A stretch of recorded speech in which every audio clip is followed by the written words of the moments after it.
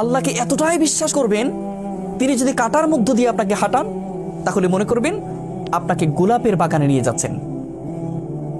আপনি যদি যে কোনো কষ্টে যদি থাকেন, আপনি যদি ব্যথিত হন, আপনি যদি আঘাতপ্রাপ্ত হন, তাহলে আপনি মনে করবেন আপনার আল্লাহ এই কষ্ট দেওয়ার মানেই হলো আল্লাহ আপনাকে ওয়ালা সাউফা ইয়াতিকা রাব্বুকা ফাতারদা, এমন কিছু দিতে যাচ্ছেন, সেটা পেলে তুমি খুশি হয়ে যাবে।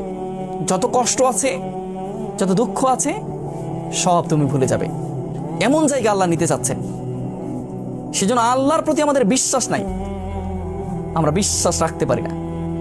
আমরা রাখতে পারি না যে আমার আল্লাহ আমার সমস্ত কষ্টগুলো মুছে দিবেন। যে আল্লাহ সৃষ্টি করতে পেরেছেন, যে আল্লাহ শ্বাস প্রশ্বাস নিতে দিচ্ছেন, সে আল্লাহকে আমাদের কখন কষ্টটা দূর করে দিতে পারবেন না?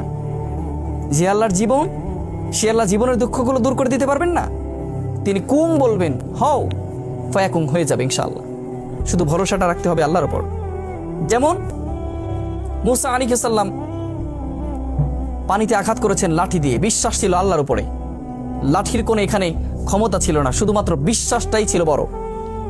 আল্লাহ তাআলা তাকে 12টি রাস্তা তৈরি করে তাকে বাঁচিয়েছিলেন। তেমন করে আপনাকেও আল্লাহ বাঁচাবেন, শুধুমাত্র ধৈর্য ধরতে হবে।